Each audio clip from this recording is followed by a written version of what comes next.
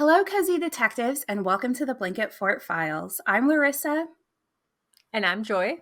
and we're here to report on all things comfy and cozy.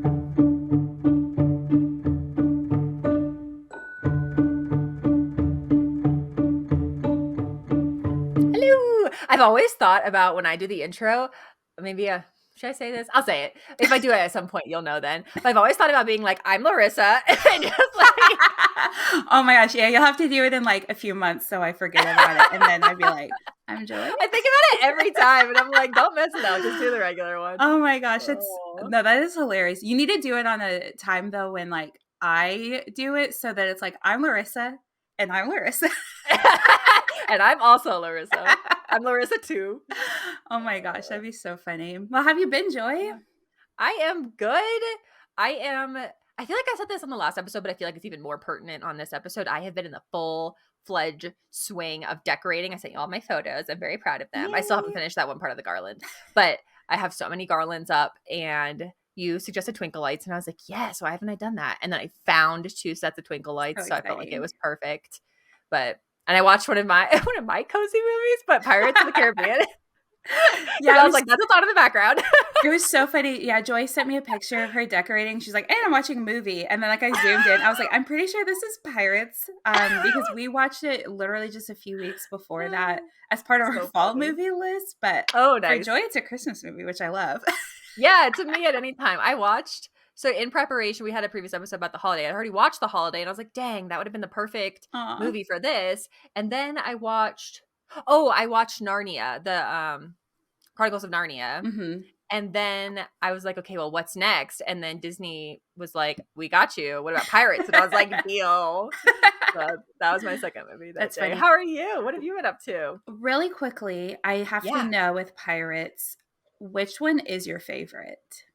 The first one by like miles. Okay. Like I know. Well, so here, to be fair, I haven't seen all of them. I've seen 1, 2, and 3. I haven't seen past that. Mm-hmm.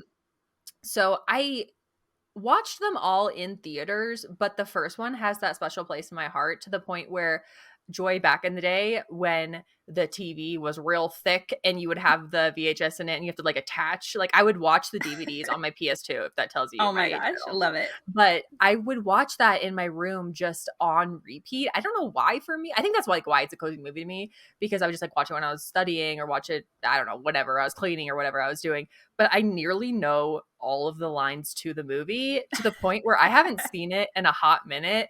And I had to like stop saying the lines to the movie because my husband doesn't know obviously all the lines to the movie because he's not a crazy person like me.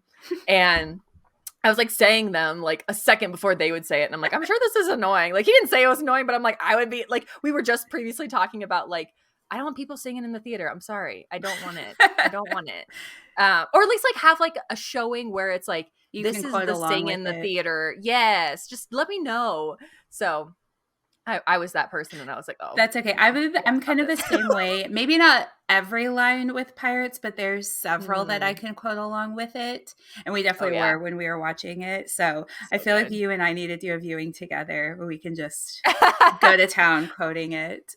Love it. Love it. What about you? Do you have a favorite other than the first one, or is the first one also your favorite? I think the first one is my favorite. I have seen the fourth one. I didn't really care for it. I saw it like way after the fact just because I was kind of curious what they would do. But I feel like not having Will and Elizabeth is just like, this isn't the same vibe. It feels weird. Yeah. Yeah, I think the first one, purely for the fact that I've seen it the most times. I do love it's the third one, right, where they're having that big like battle on one of the ships and like it's raining and Will and Elizabeth just piss and the camera like pans around them. Oh, it always gives me chills. I love that scene. But I think the first one, just for like kind of like we talk about with Gilmore Girls with season 1, just the nostalgia of it, it's what I've seen the most. And it was interesting too. This is also not our case file, as you probably know in the but I just I feel recently like we're watched it. gonna have to though at some point. We have to. But I was thinking about it in a similar way of The Mummy, which is also a previous case file, about how they spent so long on the CGI on that, and I feel like it holds up really So well. well, I yeah. feel like there's certain parts of Pirates where I'm like, okay, that looks like a little off, or like you could tell it's a green screen or blue screen or whatever they use. But I feel like the majority of it holds up so well for the fact, and also Narnia, I feel like actually holds up pretty well too, for the fact that it's like the half and half of it. Like they really are in the Caribbean or Caribbean, however you say it. Like they're in those locations. It's just, I mean, spoiler, but just watch the movie. It's great. But like when they're in the moonlight and or not in the moonlight, Yeah, the that whole like sword fight when they go back and forth. yes, I literally yes. thought that same thing when we watched it recently Like, of just wow, that's like pretty good. how it changes so quickly and just the behind the scenes Mhm. of having to do that is so impressive. Yes, for sure, for sure. Because yes, as previously stated about CGI, I just feel like it can either go really, really well and hold up, or it can kind of look a little cheesy, maybe. Yeah. I don't know if it's just because the amount of movies they were cranking out at some point, but I just feel like those actually hold up really, really well. But Yeah. I didn't get your updates. What have you been up to besides No, you're also good. I watching? just took us on a little side tangent on Pirates of the Caribbean on our very Christmassy episode, but that's okay. I've been doing well also just in the Christmassy vibes. Yay! Um, just we officially finished our fall movie watch list that I have talked about It- multiple times on here. We finish at in our world just before the week of Thanksgiving. And so now we're starting on like the Christmas winter vibe. So that's a fun little Nice, transition. nice. We recently watched Anastasia, which is kind of Oh, not yeah, necessarily Christmassy, but we're like, oh, there's the Once Upon a December, there's snow, it fits. And I yeah. think I want to do a case file on that one for sure. That's a really good one. I don't know how our Instagrams just, I mean, I guess we have the blanket fort files that connects us, but I feel like also they just know because I got a behind the scenes that I didn't realize the little Oh, bat the guy bat in that. from Friends. Yes, I didn't know that. Yeah. He's the same actor from Friends that we had talked about again in a previous episode. I got So I that was like, same oh, that's one. so funny. Yeah. Is it when he's sitting there doing the voice? It's like so weird to hear. I can't remember the character's name, but that voice come out of that actor, even though obviously the actor is the voice. I was just like, whoa. Right. Yeah, I don't think I knew that until watching that little video either. So, if Yeah. anyone didn't know, yeah, he plays Bartok the Bat, and then he's also Phoebe's scientist lover. I know, it's so funny, so good. And I feel like he's in a couple other things that I really like too, but I don't want to like misquote the actor, but I feel like the actors look similar. If not, is he the one in the birdcage I've not seen or that. no? I'll have to look that one up and make sure. Maybe I'm just quoting a totally different dude. No, you're good. Yeah, so we we watched it, that one, and then we watched what I'm covering for my case file, and I feel like we'll probably Yay! do The Holiday tonight just because it's obviously our favorite as we well established last So episode. good, so good, so good. Okay, now I gotta remember his face and see if this is right. So Anastasia, stick with me, cozy detectives. We're almost there. Anastasia would have been the '90s, right? Yes. Why don't I just I control think his F name and is see? Hank. If you want to search by his name, Hank Aziza? I don't know how to Yeah, say yeah, that. yeah, yeah. That is him. That Okay. is him from the Birdcage. Okay. I was like, this dude's face either looks exactly the same or that's so funny. He's such a good actor. He's Oh, hilarious in that movie too. He has like a slip in that movie that's like so iconic, but was actually just him tripping. If oh, you've seen the that's Birdcage, very it's incredible. Princess Mia of him. Yeah, honestly.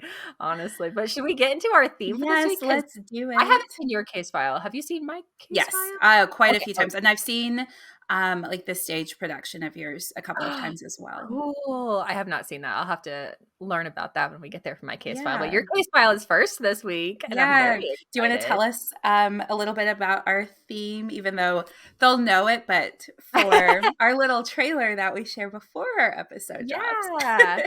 The theme this week is cozy Christmas movies. So for both of us, it's movies that I feel like really get us into the holiday spirit of things, really work well if you're decorating, work well if you are just maybe feeling I don't know, like, it's a little bit hard to get into the spirit. I feel like these 2 movies really click into that Absolutely. feeling of the season, and so my case file is White Christmas, so that's something that I have watched for a very, very long time, and I love, love so much. And then Larissa's case file is My case file is Eloise at Christmas time. Yay! And this one, I feel like for most people, it's either going to be one that you watched as a kid and you consistently watch every year, or you have no idea what I'm talking about. I feel like people fall in either camp. Like you obviously know of it, but I know you've never seen it. But kind of in doing my research, this is one of those kind of like cult classic Christmas movies Oh, for a lot of people where they just watch it every year. That's the case for me. It's very kind of silly. It's obviously a kids movie, but I feel like it just held up so well for me. It does, like, it's cheesy, but it doesn't have that same like Hallmark Christmas movie mm, level cheese that a lot of those movies do. Like it just feels very genuine. And I think that's a lot of that is to do with some of the decisions that the filmmakers made, and I'll get into that.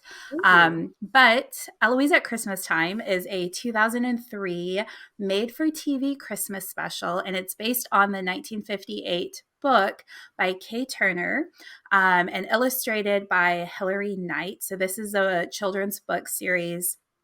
There's a lot of them. If you've never heard mm, of Eloise, it is um, it's again a book series about a 6-year-old girl who lives in the penthouse suite at the Plaza Hotel in New York. And cute. she is always causing chaos. She literally is like a little ball of energy, is very dramatic, but she just has fun. Like she loves life. She is very compassionate. But yeah, she tends to cause a lot of mischief.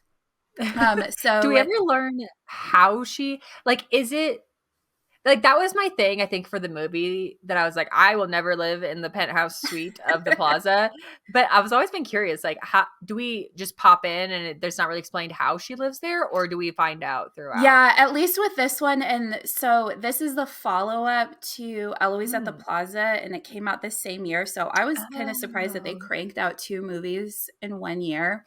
And wow. I've seen the first one a couple of times, but I definitely prefer the Christmas one. Um, I don't know if we learn why, maybe in the books, but Eloise, her mom lives and works in Paris. And so I think this is just kind of Cool. a place for her For to live Eloise. in that they don't Yeah. have to necessarily pay for a house, which I don't think this would be cheaper than I don't think a so. house. But, it's a very rich family. So, I think Oh, I that's, actually had no idea there was a difference between Eloise at the Plaza and then Eloise at the Plaza at Christmas time. Because I was like, I seen this? And I looked it up before we got on. And I was like, I'm not seeing Christmas, but I must not be looking at the right photos. Well, I wasn't even looking at the right movie. Like, yes. So they did the first one. And then I don't know if they had already planned on doing the Christmas one. I would assume so because it came out the mm, same year. But for me, I love the Christmas one more just because of that magic feeling that it yeah. creates. Whereas the first one, I don't know, they're obviously both kids' movies, but I think the first one feels more like this is a kids' movie. And the Christmas one just feels like a little bit more we're having a Christmas adventure kind of Gotcha. vibe. Yeah, that makes sense.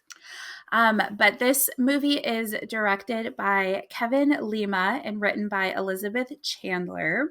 And they both shared in an interview that I watched that they kind of essentially had to come up with the plot for this movie because the book, Eloise at Christmas Time, there's not really much of a plot. It's just like Christmas Mm. vibes. And so they're like, okay, we want to turn this into a movie, but we need a plot. So I'll get Yeah, into the plot in a little bit, but they really kind of work to develop an actual storyline.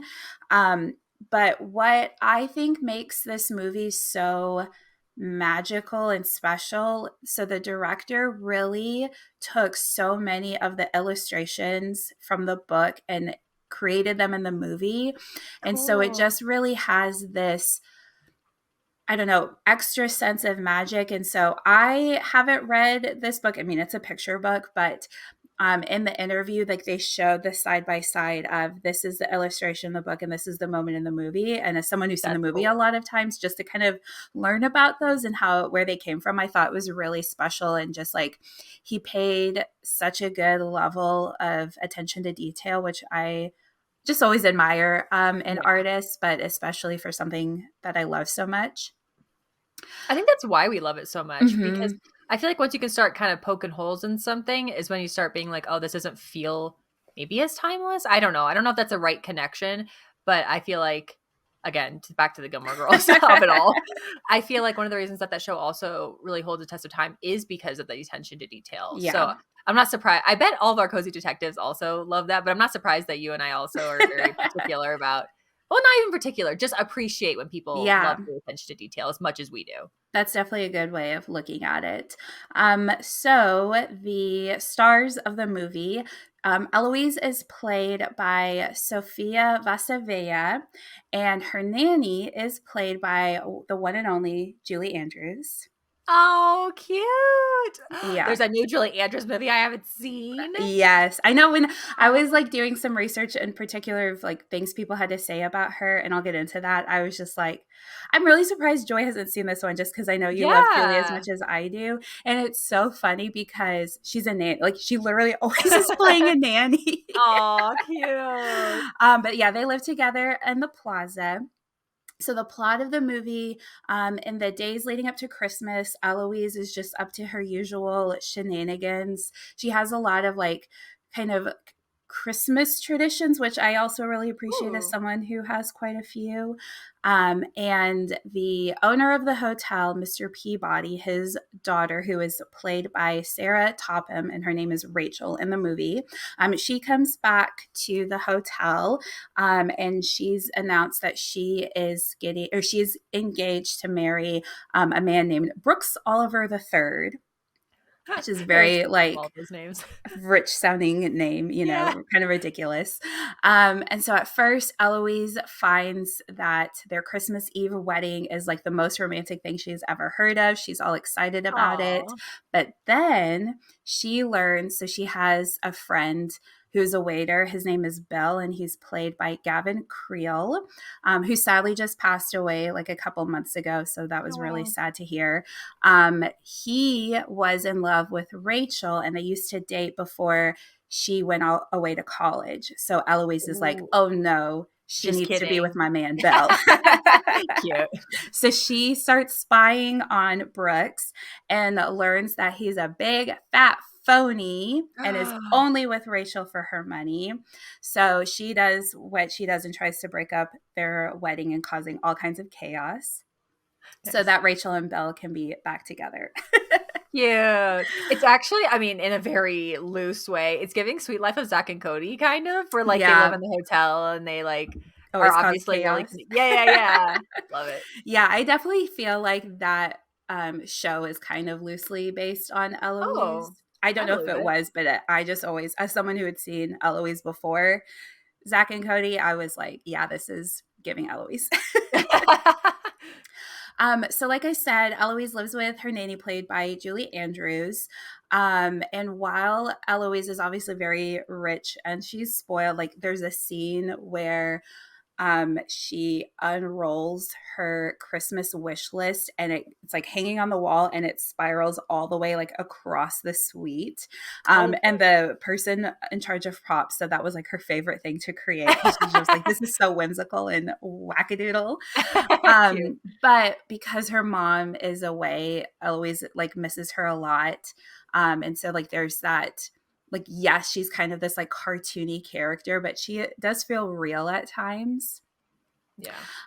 And what I love about Julie Andrews, obviously she's a legend, but specifically in this movie, she gets to have more of that physical comedy that she Mm, had in, say, like Sound of Music.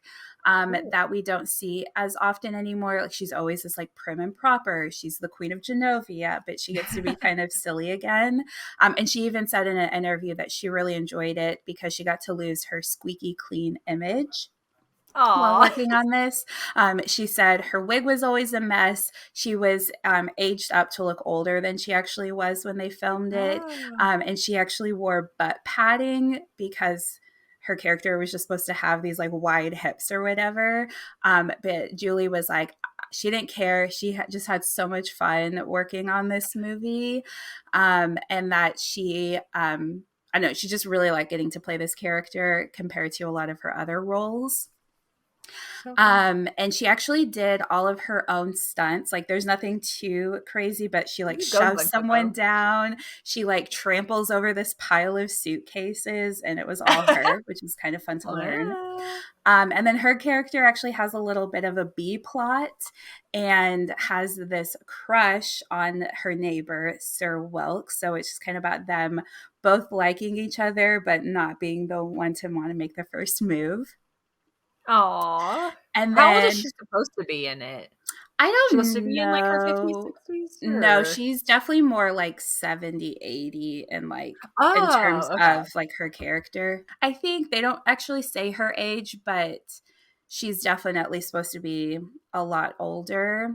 Gotcha. Um, but what I loved learning and doing some research is she would often have tea and crumpets for the cast and crew during breaks while filming. Cute. And I'm just like, oh, I love it. That's so cute. And then this was just like a fun little, if you know, you know, kind of if you really love Christmas movies. Two of the side characters, Mr. Salamone, who is the concierge, he is played by Jeffrey Tambor, and Prunella, who is the event coordinator at the hotel, is played by Christine Brans- Baranski, I think is how you say it. But they both star in another Christmas movie, a classic, How the Grinch Stole Christmas. So he is Aw. the mayor and she is Martha May Huvier. So they love their Aw. Christmas, clearly. Cute. That's a great one too. Yeah. That's a very whimsical movie. So good. Always like makes me tear up though when he's like the little baby and I'm like, Oh, and I then like and they know. like or when also he's So a kid and they mean. like bully him and he goes to run away on the mountain. I'm always like, oh. You're like, I'm like, why no, does the Grinch Grinch, always make no. me cry? Jeez. Aw. And then I did watch an interview with Gavin Creel, so again, who plays Bill. For anyone who may not be super familiar, he was a pretty big Broadway star, but for me, he was always Bill. And for a lot of people, I guess that was always what they associated with him as well. So he said a lot of times after a show, you know, a lot of times they would do like the stage door greeting. And he said people would always come up of like, oh my gosh, I watch you every Christmas. You're part of my like family's tradition. So he really appreciated that. Aw. And this was actually his first time on TV or in a movie because he primarily did stage Wow. acting. And he shared that his favorite part of filming this movie was, of course, working with Julie Andrews. And he stated that her work was part of his bloodstream, which I just love that. I feel like Aw. for anyone, it would be an incredible opportunity to work with her. But for someone who has been in theater for so long, getting to work Yeah. with one of your idols is, I think, just a magical experience. And then the score, I couldn't quite tell. Sometimes it said it was for this movie, and then other times it was said for the first one. But one of the Eloise scores actually won an Emmy. And Wow. part of the reason I think it works so well because it's a fun little jaunty score. Um, the director, who again, just like it was so important to get so much of that book detail in it because like he would read the script and be like, okay, but like there's not enough of the book. Like the book doesn't have a plot, but he's like, there should be more moments from the book. That's But awesome. specifically with the score, he used to work in animation and said he wanted the score to sound like a cartoon. And so I think it Mm. just breathes that extra little fun life into the movie. That's really cool. So I think that's why it was so successful. But why I find Eloise cozy, I think I said this on my Instagram story when I was watching it, but Eloise is literally Lorelai if Lorelai was a kid, like growing up in a rich family, but not really caring about that, just like living super fun lives, being really like fun, charismatic, chaotic. I just feel like this would have been Lori. This would have been a Lorelai as a child. So it just kind of, I feel like I can feel that connection when I watch it. That's cool. Um, the sets are just absolutely stunning. Like they really, and again, this kind of goes back to the director. He really wanted it to feel super Christmassy. Mm. And so he would be like, okay, this is nice, but like, can we make this more feel like Christmas even more? Did they So much so. film at the Plaza at all? Hmm. Yeah. Oh, And like in New cool. York too, he said that they filmed like the week after Christmas and had a bunch of the stores and buildings like keep their decorations up so they could like use them for the Ah. movie. Oh, that's so cool. And because like I feel this way too. I mean, I've never been to New York during Christmas time, but just what I've seen and heard, like it's a super magical place during Christmas time. I would imagine kind of similar to London. Yeah, I And so guess. there's definitely parts of it where they have more of those like panning shots of the Cool. city that it just feels like a love letter to New York at Christmas time. And there's like a scene where Nanny and Eloise go Christmas shopping and they take a horse-drawn sleigh through the town. What? Yeah, and they said that they were really worried that like cars and pedestrians were going to be like so mad to have to wait while they filmed. And but they saw once they saw it was Julie Andrews, they're like, "Oh, nope, you go ahead. Queen has arrived. Like let her do her thing." And they were like so nice about it. Aw. And the director said at one point before they started filming, it snowed in New York, and he just remembered like looking up at the buildings and just finding it super magical. So Mm. there's also a moment where Bill and Rachel go to see their favorite Broadway musical, which I love because both of the actors have like a Broadway background. And so he's like all excited and happy. So he's kind of like dancing around in the snow, and Eloise is watching him from her Cute. window. It's again, it just feels like super magical.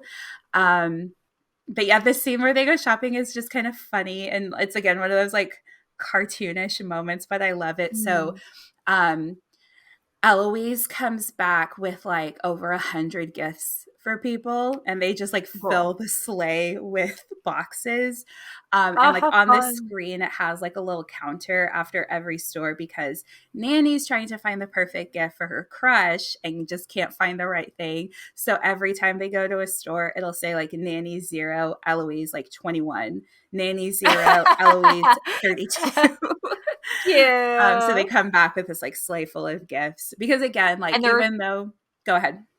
I was gonna say, and they're going to real stores that kept the decorations up on the outside, like, Yeah, at least there's you're seeing them walk into that? yeah.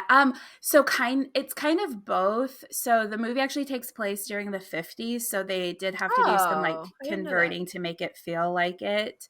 But there is a scene where they go to this massive Toys R Us with like the Obsessed. Ferris wheel in the store and everything. So it's just Cool. like I feel it's one of those movies too where like as a kid it's incredible to watch, but as an adult you still get to view it through that child lens, Yeah, which I think is part of the magic of Christmas. So absolutely. that's kind of my last point of why I find this movie so cozy is just all of the whimsy and the childlike wonder of it.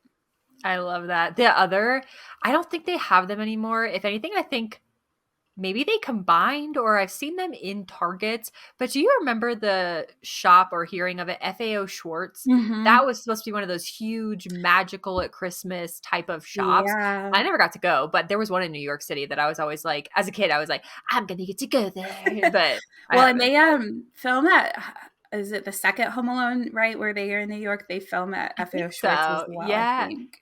I think there's things also like that from the movies that makes it still have that feeling, like exactly what you were saying about like you're picturing, which I think is a great thing. Is like you're picturing not as necessarily like an adult, but like as like the childlike wonder of things, which I think is great. Yeah.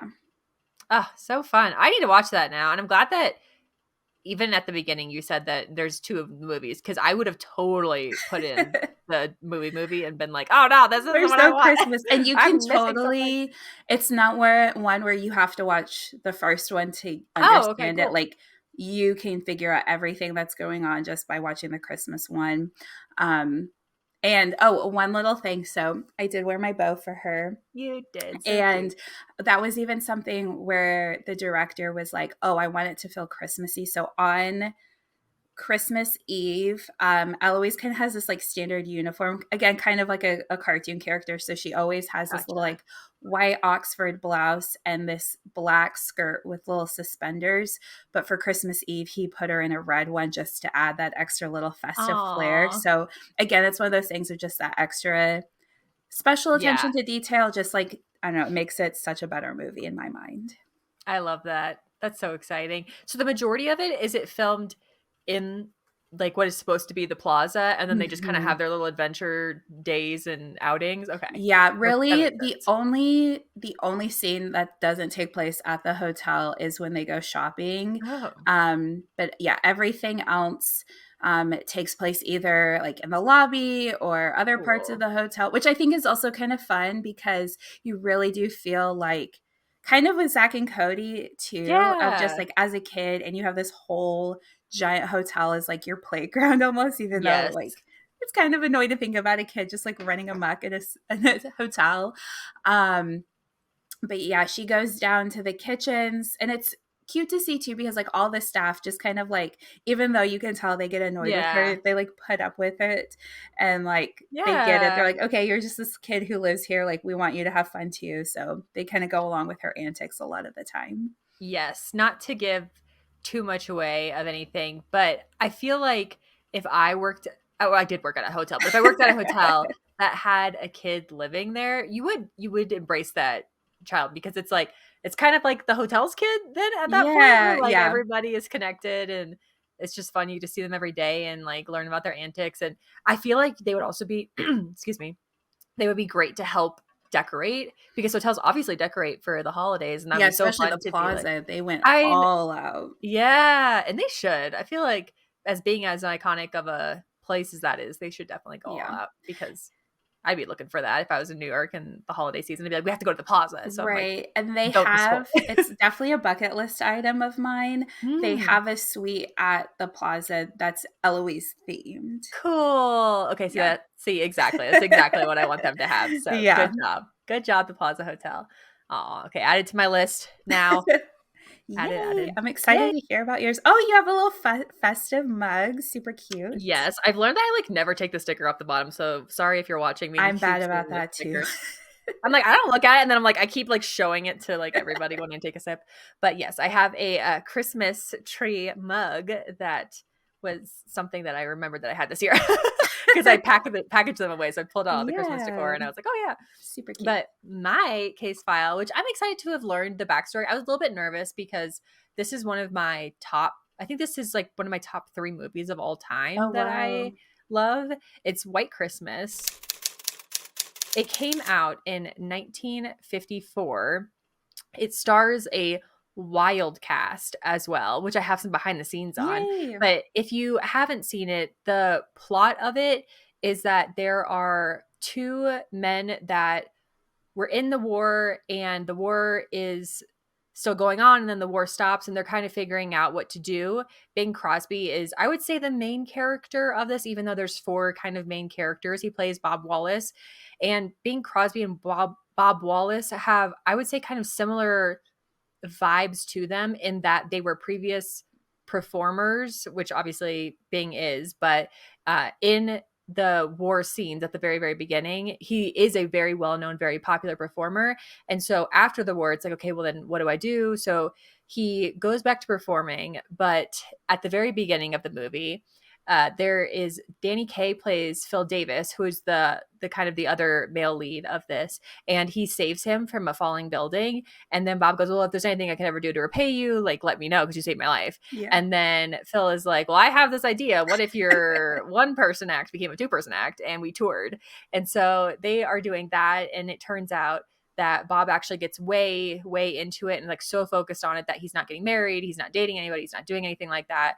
Whereas Phil is like, we got to date and we got to do stuff.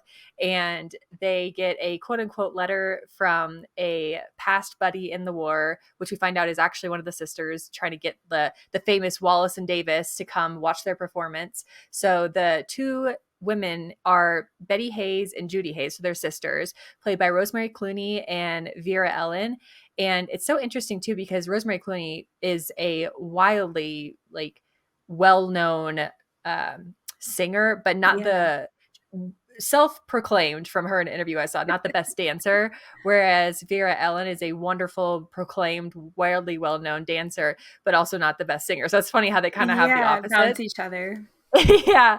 And so the boys go to see the girls perform, and then it kind of just like becomes this whole thing where they end up trying to, like, girls are going to Vermont to perform at this place, and then the guys end up following them because Phil sees that Bob kind of likes Betty. And so they're like, okay, well, like, let's go follow them. So he tricks them into following them. And then they realize that the owner of the, I would say I think it's an inn. I think they say the word inn, but Yeah. is the guy from the beginning, one of their major generals. And so they're like, oh, he's washed out. What do we do? I don't know, all these things. And so then they're trying to bring their whole crew there for Christmas to kind of do kind of like a benefit concert, I guess is kind of how you could call it, and raise money to help save the inn. That is kind of the overall Yeah. plot. And there's a lot that goes into it as well. But I have a lot of like really fun behind the scenes that I just X'd off the. No, you're good. What is There. like your history with it? Like, when was the first time you watched it? Since it is like a top Ooh, favorite for you. I watched it as a kid. This and Sound of Music, speaking of the wonderful Julie Andrews, are two movies I feel like I watched when I was like 3 or 4. I watched them really, really young, and they just became one of those rewatches. I would say those two and then Sound of Music are my three top ones. But I don't have a specific first memory of it, very similar to like all of my movies I don't have a first memory of. But one of the reasons that's very cozy to me is the feelings and the vibe. In an interview, they talked about how nobody really has this Christmas, but it's meant to be that kind of iconic, idyllic Christmas feeling, and people raising money to help save a place of somebody that they love. And I think that feeling and that sentiment towards it also was very popular because it came out in 1954. It was very popular. The song as well that actually came out in, I think, the 1940s before that. Yeah, 1941 was very popular among soldiers because it just has that feeling and that nostalgia and that warmth to it. Mhm. And I feel like all of those aspects combined really show through the screen. And as a little kid, you are, I have like a whole section I want to talk about VistaVision. But as a little kid, you're also looking at things very visually, kind of similar to your Yeah. case file. And I feel like the colors of this feel very nostalgic. And I don't think I realized that as a kid, but you just kind of like sense it where it feels very nostalgic. The colors really like are vibrant in their own ways. It's Yeah. very classic Christmas. I am a fan of more of the classic like red and white Christmas versus like the purples or the like more neon Christmas. And I feel like this is probably where that comes from just because Yeah. it is so classic. No hate if you love that. I mean, decorate for Christmas the way you want. But um, so it was the biggest hit in 1954. The name White Christmas is based around the song White Christmas, which was actually made not for this movie. It was made for the previous movie with Bing Crosby and actually, I believe it's Fred Astaire, and that is Holiday Inn. So it was made for that movie, but became very popular because of this. The first time that the song itself was on the radio was in 1942. The song is made by Irving Berlin, and it came out in 1942 for the Holiday Inn. However, the first public performance of it was Bing Crosby on they said his NBC radio show. I actually didn't know that he had an NBC radio show, so Mhm. I don't know if that was like a one-time thing or a holiday thing or what it was, but it's the Kraft Music Hall, and it was on Christmas Day in 1941, which is wild because it was only a few weeks after the attack on Pearl Harbor. Oh, And wow. so I feel like that feeling really attached to this song of just like wanting that white Christmas, wanting that kind of more idyllic feeling in the world. And then so the background on at the very beginning of it, if you watch it, it's like Vista Vision, and it's like really big across the screen. And I guess I didn't 100% wonder why it said that, but it gave me similar vibes of like CinemaScope or things like that Yeah. you would see. And it's funny because it really does have a pretty crazy connection to that. So this was the first movie in Paramount that had VistaVision. So the point of VistaVision is to fill the screen entirely versus filling it more of like a square from the details that I could find on it. So when it's filmed, it's not filmed vertically where you see like the old cameras with like the reel on top of it. It's actually filmed on its side, so it looks like you just take a camera and you tilt it sideways, Hmm. and it's filmed vertically. So the like when we think of watching TV, obviously, like if you're going to record for Instagram, you record horizontally, or vertically. If you're going to record for like YouTube, you record horizontally. Yeah. And I feel like that is crazy that it kind of comes from this. So it was in uh in connection, I guess, but also because it was a different studio with CinemaScope. So CinemaScope was another studio had that and figured out how to do that with color and doing all of that. And so Paramount was like, okay, well, we don't want to just rent these cameras forever. So how can we figure this out for our studio? And so they came up with VistaVision. And this also was so groundbreaking at the time because this is when TV was really finally starting to, I guess not finally, but starting to compete with I don't know if it's a TV or movies, but TV and movies were competing for Yeah. like what were people going to watch. And so this created a wider view of things versus the square view on TV. This was in color versus TV was in black and white. And Hmm. so it kind of created that separation of like, this is why you want to go to the movies and watch things because it does feel so different, even to the point where Rosemary Clooney herself, they didn't really want her to appear on TV shows because they wanted it to feel so special when you saw her on movies. And Interesting. so yeah, and behind the scenes, I'm going to skip to it because I think it's crazy. Because I was like, why don't I have this record of this? Because I like even like double checked through it. I don't have the record of White Christmas, and it's because in my brain I was like, why don't they ever sing together? And now I know why. So they didn't have an official soundtrack to this movie until 2022. Is what I Oh, saw. wow. I know because the in Rosemary Clooney's contract with Columbia Records, her kind of music side of things, because obviously she was so well known as a singer as well, they were not allowed to put her vocals with Bing Crosby. So she had her own kind of like version of the soundtrack with her and nobody else. And then Bing Oh, Crosby on wow. Paramount. I know, right? It had like a soundtrack, but with not her. So the only way for like 70 years to hear them sing any of the songs together was to watch the movie. That's so interesting because, like, Isn't I that feel that's wild? yeah, I feel like part of the magic of this movie is their vocals together. Like, anytime that they have like Yeah. a song together, it's so good because they were two of the biggest powerhouses at the time, and putting them together was just like, so that's wild Yeah. that that was the only way to listen to them together was just by watching the movie. I Yeah. did not know that.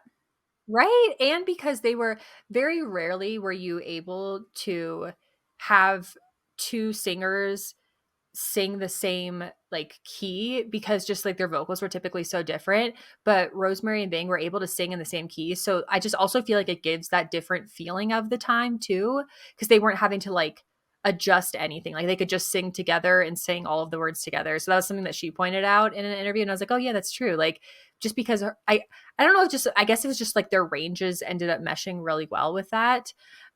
Also, to go back to VistaVision for a split second, the one of the things that was also really cool about this is it was still 35 millimeter, but unlike CinemaScope, where you had to have a specific CinemaScope theater like lens to play it through, this Mhm. could play on anything, including CinemaScope. So I was like, "Oh, that's clever." Mm. So it was more accessible to a lot of theaters to be able to play VistaVision than CinemaScope because at the time it was just so expensive to get those different lenses. And so VistaVision could be played in like a lot of different, I guess we would kind of use the word aspects because if depending on how big the screen was, they could kind of adjust it Mhm. because they weren't just like squishing it. So a year before this came out, they tried at Paramount to do a widescreen because that's what was really popular or becoming really popular again to fight with TV. But they tried to do another widescreen, but instead of filming it VistaVision because that wasn't available, they just kind of cropped it down and kind of cut up the top and the bottom, and they were like, "This is really ugly. This is not going to work." Oh, and so no. and so they were like, "Okay, we got to come up with something better than this." So It's so they came up with funny, that. just as like a little side of my random thought process that I actually Yeah, had this morning. And you're bringing up these points of like the different aspects and stuff.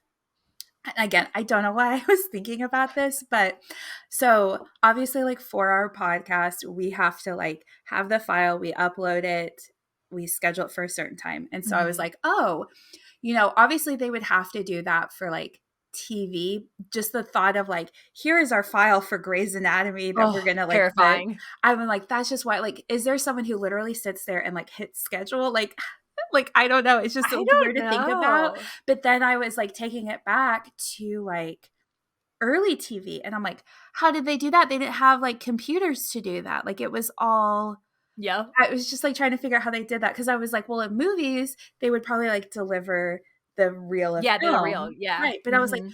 they didn't have that for TV. Like I know they had satellite and stuff, but I'm like, how did they get it Gosh. scheduled? I if anyone studied like the history of TV, I would love to know how that all worked. But that was just something I was thinking about randomly this Yeah.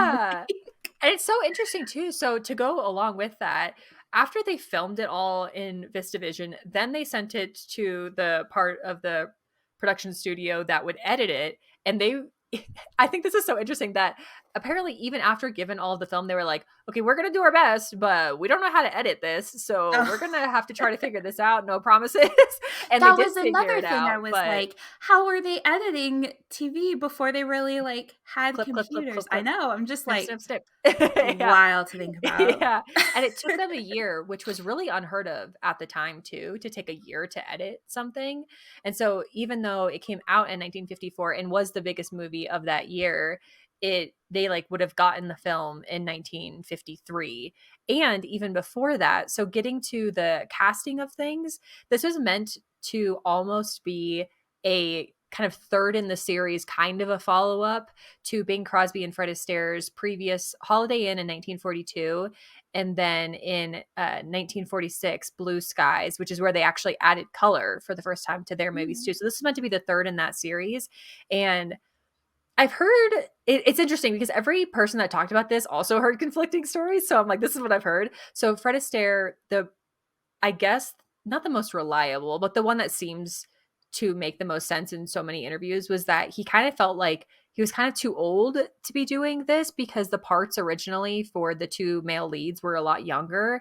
And so he's like, I'm kind of too old for this. Like, I don't know if this will work. But the other things that I heard something about like maybe he got sick, but I think that's based upon the fact that after Fred Astaire ended up pulling out of the project, another actor was considered for it, which was Donald O'Connor, which I think is great because he had already done something previously with Bing Crosby, and he had just come off of Singing in the Rain, which is like such a huge hit as well.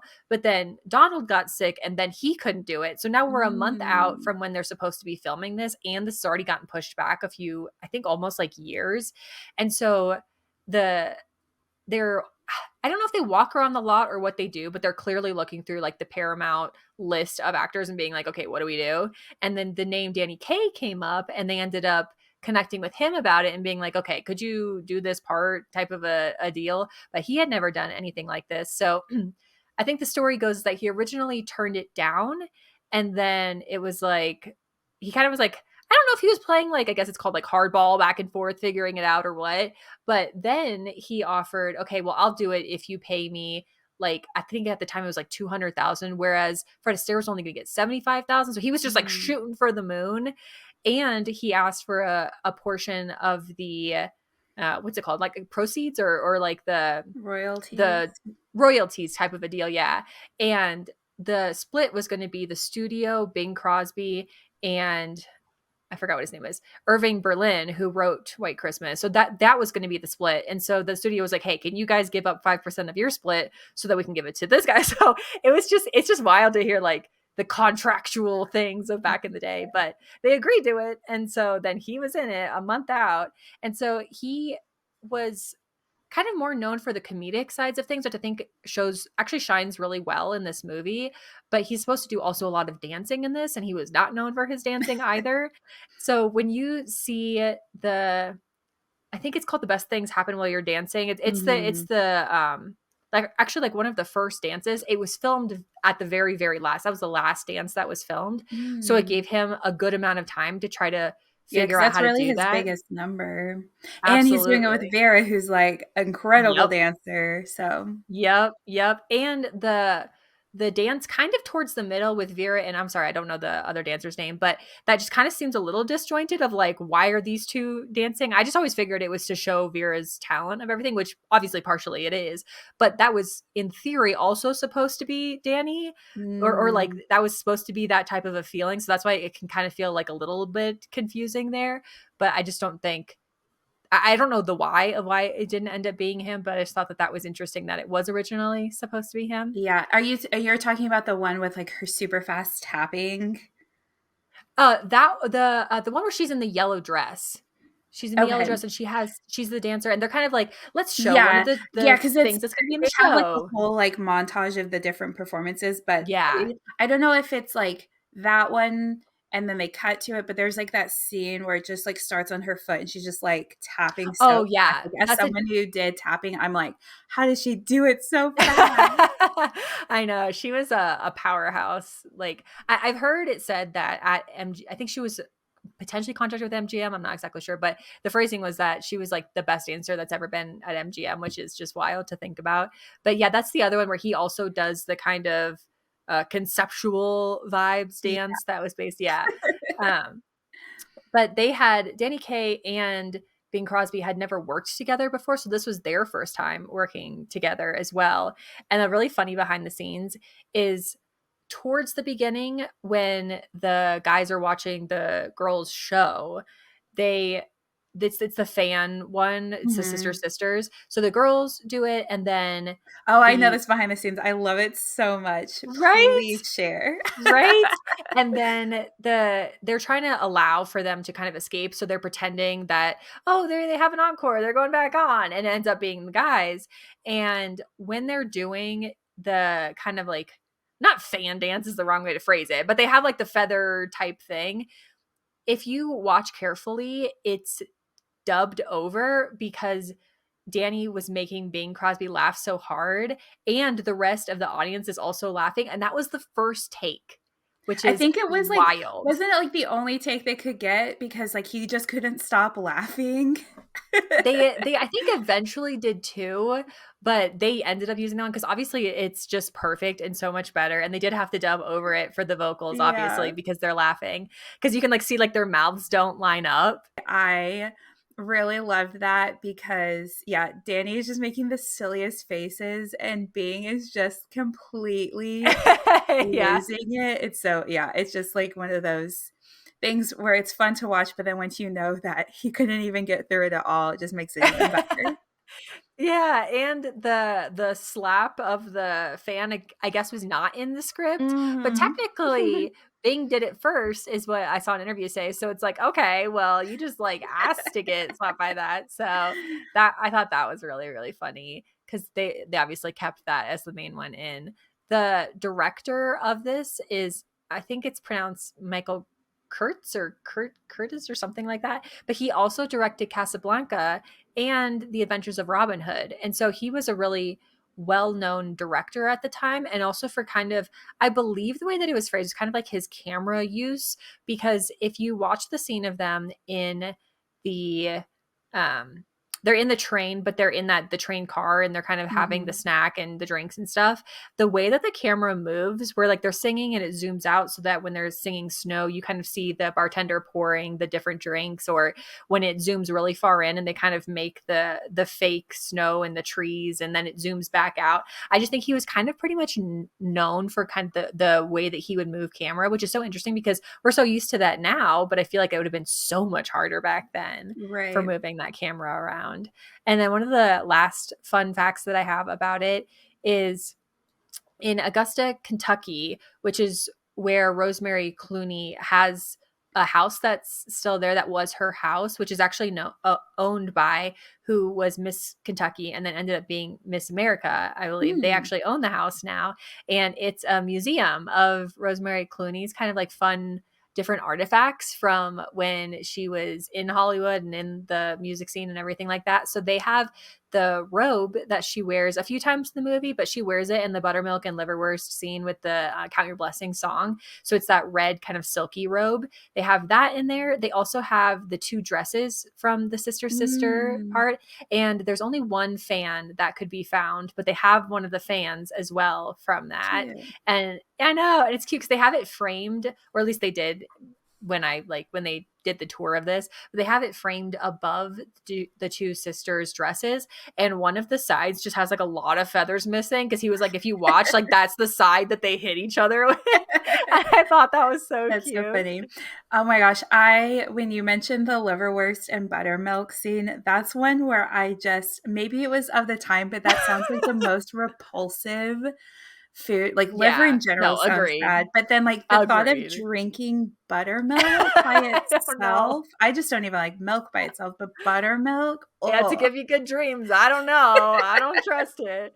But I just thought I really enjoy the feelings and the vibe of it. When trying to think of like my favorite scene, I think it's actually pretty tricky because I have a lot of favorite scenes. I would say my favorite set is probably the one where they're in the inn. It's the set where there's all the tables, and then it is Mhm. if you kind of like zoom left, that's where you see the where they filmed the liverwurst and buttermilk, or buttermilk and liverwurst scene, and then the stage is right there. I just feel like I just want to be there on Christmas. I want to be in that decorations. I want to be in the audience. I think it's really sweet that they are doing this all to raise money for the end, to kind of make sure that this lives on. And that I have one a little bit less cozy fact that I'm not sure if I want to share. I think I will, just because it's really funny and one of those things where you're like, oh no. But at the very end, if you don't want to hear this fact, skip forward like a minute or two. But at the very end, when you see the snow, like anytime you're at the end and you're seeing the snow on the outside, it's actually asbestos, which is No. Oh, terrifying. I no. know. To the point where they said that at the studio, once a year, you have to sign something saying, yes, I understand that there could still be asbestos here. Like if you work at the Oh studio. And my I'm like, gosh. oh no. But I just think that that was a really popular thing to use because I'm like, that snow looks Yeah, perfect. And I'm they like, just didn't mm, know. It's they so didn't interesting know. too, because I always that scene, because they also have the ballerinas at the end, Oh, and yeah. as someone who did it, it always, I mean, back then you started point at a really young age, but like Was that really now, young? yeah, now most girls don't start until they're at least like 12 or 13, because, and even then that Oh, might be on the younger side because your your feet little and feet. bones are still growing, but they were so Wow. itty bitty that, and they just like struggle to like get all the way up there. So every time I Oh. watch it, I'm like, oh no. So now I have two things to fret over at the I end. know. I'm so sorry. But the one other thing is they actually have not found. So this is kind of like a similar to Gilmore Girls vibe. If you watch the Valerie episode, we kind of talked about this, of the different clothing is just used throughout the studio for all these different things. So Mhm. as of, I believe, as of recording, they still have not found any of the original four at the very end outfits. They Oh, they're do have so the. pretty. They're so pretty. They have the red gloves from that, and then at I think the studio actually still has the red gloves, but at the Augusta, Kentucky Museum, they have the white gloves in You Didn't Do Right by Me, like her like very blinged out white gloves, which apparently are Mhm. pretty heavy because they're really blinged out. But they have found those, but not the full outfits themselves. So I just think that's so interesting. So I'm like, okay, I wonder if they like cut it up and used it in something else. We just don't Yeah. know, but it's just like slightly red, you know? And you're just like, oh. So those are all of my fun facts about it. It was actually really enjoyable to hear this. It's the first time I've ever looked at facts about it because I was always afraid to find out something really like scary and dramatic. And again, there's things in people's personal lives that could be that. There's certain things about like I don't love the age gap of the Rosemary and Bing, just for the fact of like I think it's like 20 plus years of Oh, an age gap. wow. It's Yeah. pretty aggressive age gap to the point where he's actually older than the guy, the captain that they called old man. Like they had to age Mm. him to make him look older than Bing Crosby, who was older. So it's like, Wow. oh, that's interesting. But I really enjoy it. I think they do really well with the sets. There's a lot of sets too, which I appreciate. They're just kind of like wandering around, even from the train station to the inn to they're at the war at the beginning. And I just, I think this movie is a very cozy, very lighthearted, very idyllic version of Christmas. And I also love all their clothes. too. It's Yeah. very classic. So that is White Yay. Christmas. Yay! So fun. I really enjoyed that. I really Oh, enjoyed that walk. one more thing I meant to say when talking about my case file. I texted you Yeah. this morning. So this Yeah. episode will come out way after that, so I won't spoil anyone. But as of recording this, if you play any of the New York's Time little games every day, there was an Eloise category on Cute. connections, and I got it right away. I was very excited to see it, and I was like, what perfect timing. Aw, yeah, I love when that lines up. It feels so serendipitous. Yeah, for So sure. cute. Do you play that And every day? Um, Wordle for sure. Sometimes with I do Mm, connections and strands most days as well, but it cool. just kind of depends on if I've got other stuff to do in the morning. I But love it. That's it's a so good fun. little way to like start my brain moving in the morning versus just like, well, let me hop on Instagram. Yeah, that's cute. I love that. I love that. What is Yeah. your 2% this week? Mine is very comfy cozy. I pulled out my heated blanket a few days ago. I haven't been Ooh. like turning it on every night because we're still very much in that up and down temperature wise, but it has been getting colder at night and in the morning. So I've been really loving that extra little cozy warmth, having my Christmas tree lights on and my candle warmer. I'm just like, oh, I'm in those perfect cozy vibes. Ooh, I love that. I feel like, again, I haven't pulled out mine just yet, but I feel like that, again, is very comfy, cozy Yeah. vibes for sure, for sure. What about yours? My 2%, I'm kind of like combining little 1%, but I feel like truthfully, my 2% this week has really just still been the decorating of it all and kind of Yeah. trying to get into the spirit of it. I feel like we've talked about this before, but this year was a little bit harder to get to the fall spirit. So I was like, okay, I just really don't want to struggle with the Christmas spirit of things. I just want to like be in it. So I've been doing that. And I created a little bit of my Christmas list. And we created, by the time this comes out, this will be out, but we created a fun little cozy Christmas list. And I feel like just kind of thinking about those feelings and vibes of things has been really fun and brought a little bit of the magic, I would say, back to it versus Yeah. the like, okay, now I got to figure this out. Now I got to plan this food, or now I got to figure out these presents. But like just getting ahead of it and having it be fun, I feel like has Yeah, really been exactly. 100%. Love it. Well, we have some Hey. Christmassy 2% cozier from our cozy detectives. So Ooh. we have BW Loves to Read shared that they were making dried orange slices, Those are in my which, decorations. I yes, love them. love those to decorate, but also if The you make them smell. yourself, it smells so good in your home. So love that, like double 2%. Yep. Yep. Susanna Gurley UK shared that she puts her Christmas cards on a really big ring to display, like she punches a hole and then has them all Oh. out, which I think is a really sweet and special way. I don't do Christmas cards every year. I've done them twice just when like a funny idea came to me. So one year I did this like joke where it looked like, so I put like jeans and tennis shoes on my hands and arms, and then I wore heels. And so it was like just that. So it looked like I was standing with like a guy. And then I had another one where I like stuffed the sweater of an arm to wrap around myself with like a fake ring. And my uncle actually thought I was engaged. And I was like, no, no. And then I That's had so one where funny. I was like holding, it just looked like a baby, but it was like Rosie wrapped up in a bunch of blankets. And so like the back was like the reveal of all of those. It's just like a little silly thing. And then a few years ago, I have my sister got me one of those painting print things where you can send them a photo of your pet and that makes them look like it's a royal portrait. I got that one. So, yeah. I Oh, love yeah, that. I did send you that one. So Yeah. I'll I only love send them out if I get a funny Rosie idea every few years. that. And then the last one was Pramani21 shared turning on her Christmas tree lights and finding a new holiday movie to watch. So if you haven't seen any of our case files, maybe that could be a new one to add to your Yeah. rotation. But let us know what your favorite cozy holiday movies are, and maybe you'll see them in a case file probably next year because we have the rest of the year planned out, which is exciting. But we definitely will have more cozy Christmas to talk about in the future. Absolutely. And if you want to send us your 2%, you can do that two ways, via our Instagram, via DMs, or via our Gmail, which is blanketfortfiles@gmail.com.